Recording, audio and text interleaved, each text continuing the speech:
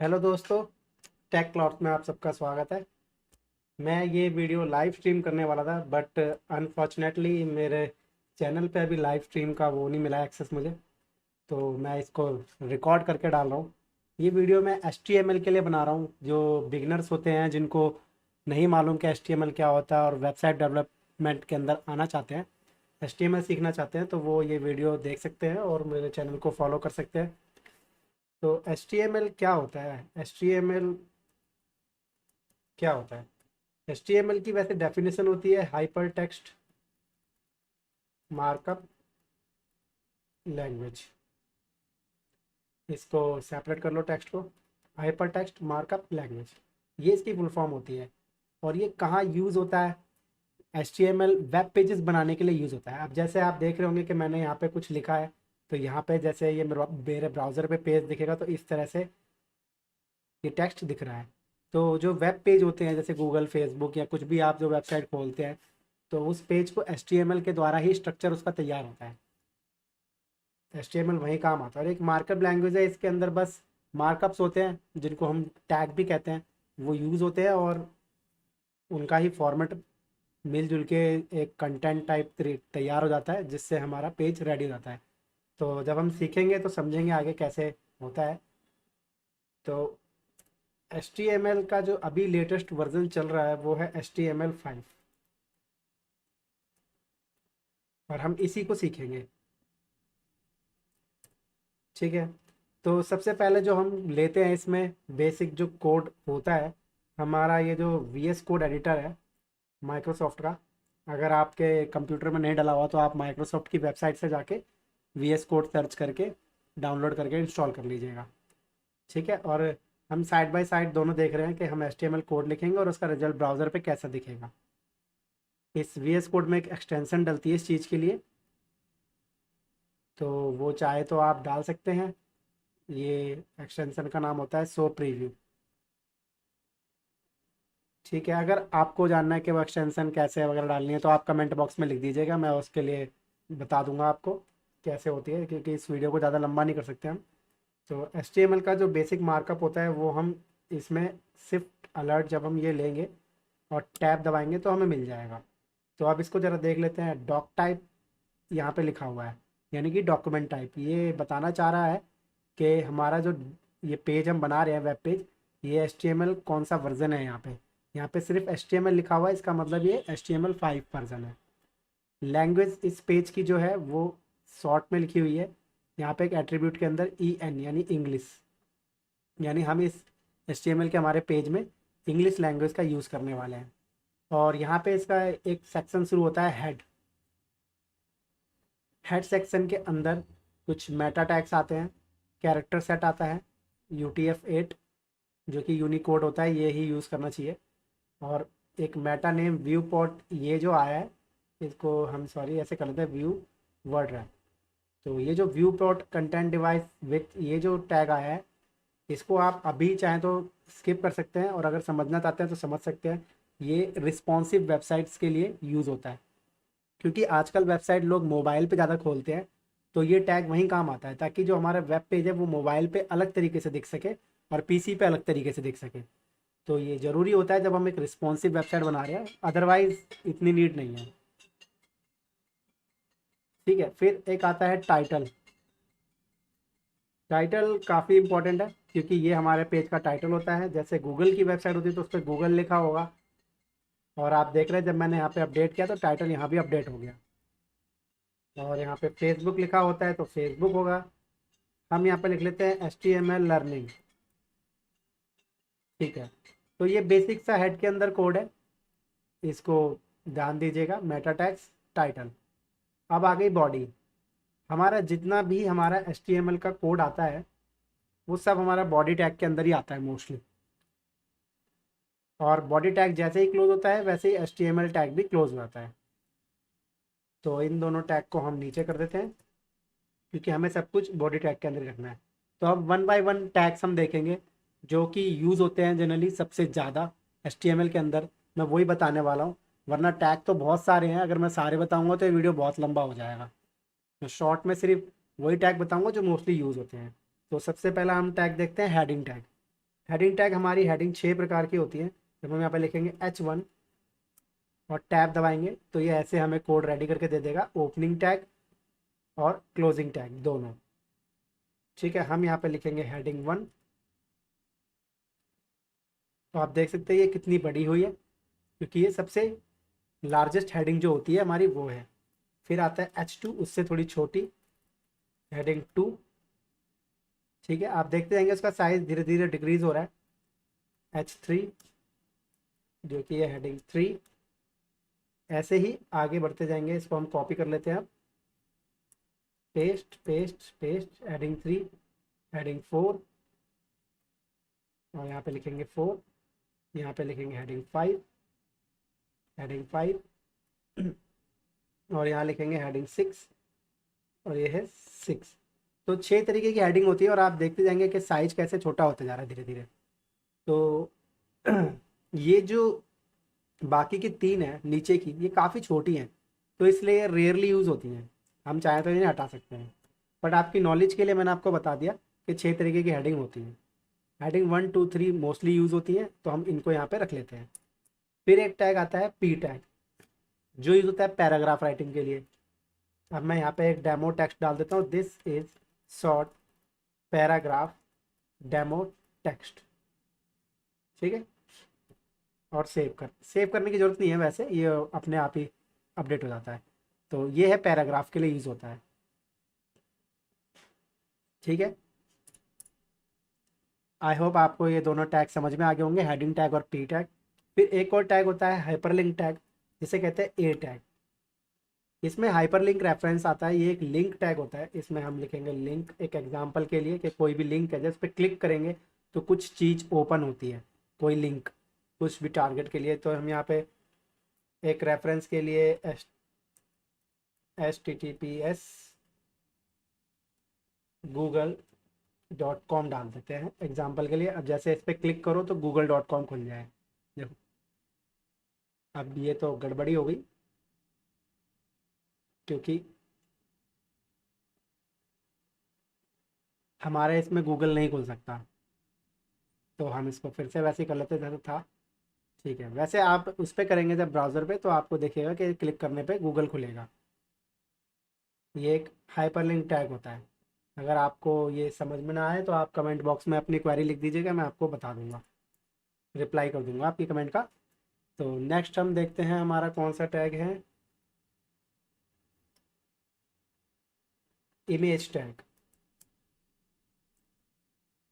Image tag के अंदर 2 attribute आ रहे हैं, इनको एट्रीब्यूट कहा जाता है, जो हमारे एक टैग के अंदर कुछ कंटेंट लिखा होता है, SRC इक्वल टू और ये डबल इन्वर्टेड कोमास, इनको एट्रीब्यूट कहा जाता है इस पार्ट को। तो ये एक एट्रीब्यूट है SRC यानी सोर्स, ये एक एट्रीब्यूट है अल्ट। ठीक है, अल्ट टाइटल में यूज़ होता है कि इन केस अगर इमेज का लिंक ब्रोकन है, इमेज वहाँ पे नहीं है, तो कुछ तो रेफरेंस के लिए दिखाना होगा। और ये सेल्फ क्लोजिंग भी होता है, इमेज टैग का क्लोजिंग टैग नहीं होता है। ठीक है, ध्यान रखिएगा, इमेज टैग का क्लोजिंग टैग नहीं होता है। जैसे हाइपरलिंक ए का क्लोजिंग टैग था, पी का भी क्लोजिंग टैग था और हेडिंग का भी क्लोजिंग टैग था, बट इमेज का क्लोजिंग टैग नहीं होता है, HTML5 में तो नहीं होता है। अब हम यहाँ पे एक सोर्स डालेंगे इमेज का, कुछ हमें कोई इमेज चाहिए होगी, तो हम लोग देखते हैं क्या कोई इमेज, मैं कहीं गूगल से एक इमेज निकाल लेता हूँ कुछ भी, HTML image, image HTML5 copy image address. ठीक है, मैंने एक इमेज निकाली है गूगल से HTML5 की।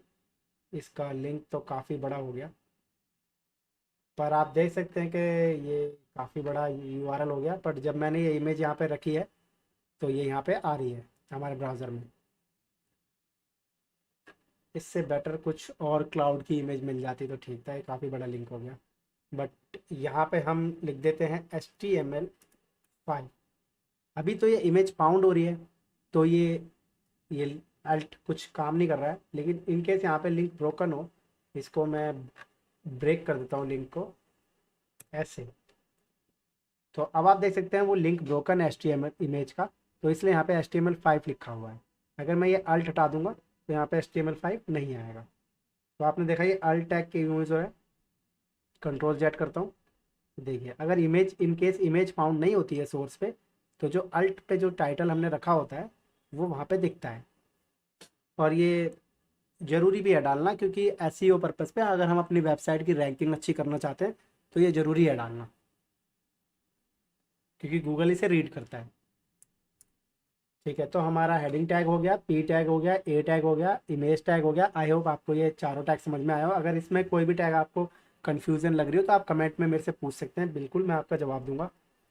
ठीक है, तो अगला टैग हम देखते हैं। कौन सा टैग सही रहेगा अब। हेडिंग टैग हो गया, पी हो गया, ए हो गया, इमेज हो गया। हम डिव टैग देख लेते हैं। ये एक खाली कंटेनर होता है, इसमें आप कुछ भी रख सकते हैं। You can put everything in this container box. ये बस एक खाली कंटेनर होता है, आप इसके अंदर कुछ भी रख सकते हैं। तो बढ़िया, आपको पता होना चाहिए कि डिव टैग भी कुछ होता है और इसका क्लोजिंग टैग भी होता है। ठीक है, अब हम लिस्टिंग टैग देख लेते हैं। यूएल, यूएल को शॉर्ट में कहते हैं यूएल, और लॉन्ग इसको फुल फॉर्म होती है अनऑर्डर्ड लिस्टिंग।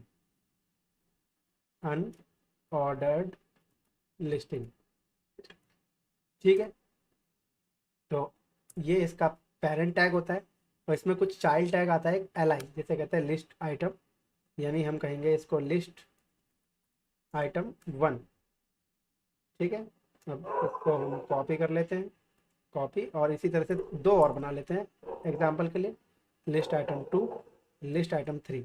अब इस टैग को ज़रा देखिए, एक पेरेंट एलिमेंट है, इसके अंदर पेरेंट टैग है यूएल, और 3 उसके चाइल्ड टैग हैं L I L I L I, और ये इस तरह से बुलेट्स क्रिएट हो रही हैं। इसको आपने एम एस वर्ड के अंदर भी देखा होगा कि ये बुलेट्स क्रिएट होती हैं ऐसे, तो ये HTML में भी बुलेट्स क्रिएट होती हैं। लिस्ट आइटम के लिए ये यूज़ होता है। आई होप आपको ये भी समझ में आ गया होगा, ये काफ़ी ज़रूरी है वैसे। और अगर नहीं समझ में आया तो कमेंट बॉक्स में आपका वेलकम है क्वेरीज का, आप मुझसे कुछ भी पूछ सकते हैं। ठीक है, नेक्स्ट अब हम देखते हैं टेबल।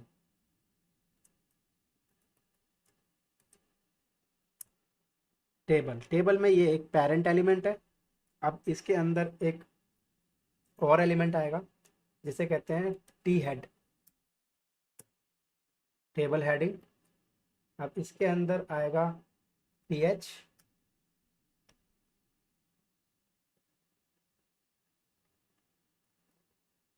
हम 3 ले लेंगे, जैसे कि name, class, marks. Sorry.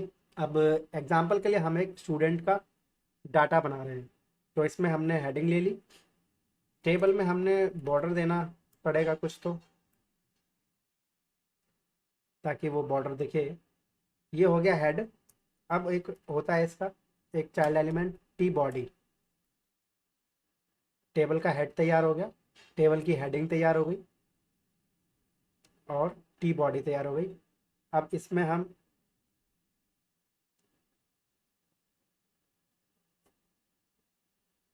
Sorry, मैं यहाँ पे एक एलिमेंट भूल गया, टेबल रो, जो कि ऐड करनी थी यहाँ पे इस तरह से।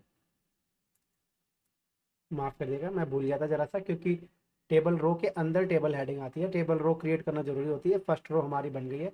अब टी बॉडी के अंदर हम एक और टेबल रो बनाएंगे, और उसके अंदर हमारे 3 टी एच आएंगे, टी एच नहीं आएंगे, सॉरी, टी डी आएंगे, टेबल डाटा, क्योंकि अब हम डाटा की एंट्री कर रहे हैं। Copy paste paste paste, table data. हम 2 स्टूडेंट का एग्जांपल लेंगे, एक हमने ले लिया मान लो तरुण, और उसका उसकी क्लास है 12th, और उसके मार्क्स आए हैं 449।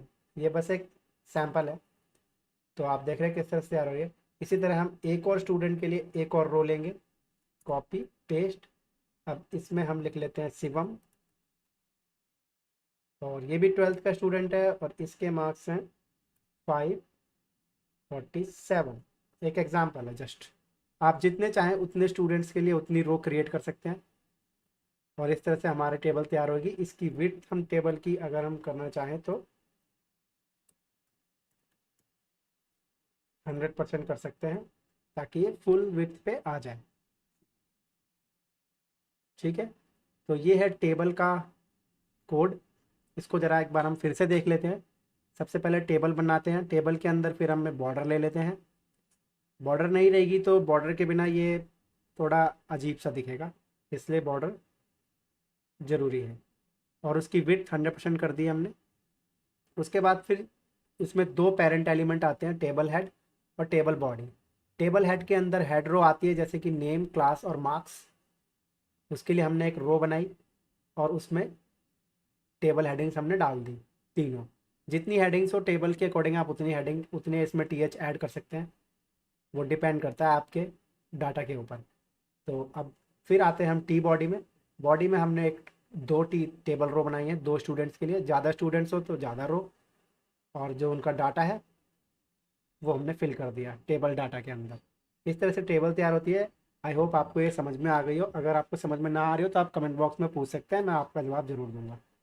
तो ये बेसिक और सबसे इम्पॉर्टेंट टैग्स हैं जो HTML में यूज़ होते हैं।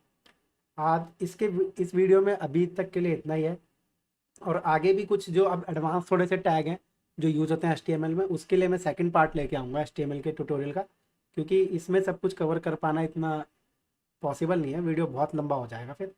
तो हम थोड़ा छोटा ही रखते हैं वीडियो को और इसमें इतना ही रखते हैं। तो हमारे चैनल को सब्सक्राइब करना ना भूलिएगा आगे आने वाले वीडियोस के लिए। और वीडियो में एंड तक मेरे साथ बने रहने के लिए शुक्रिया। मिलते हैं अगले वीडियो में। Bye guys.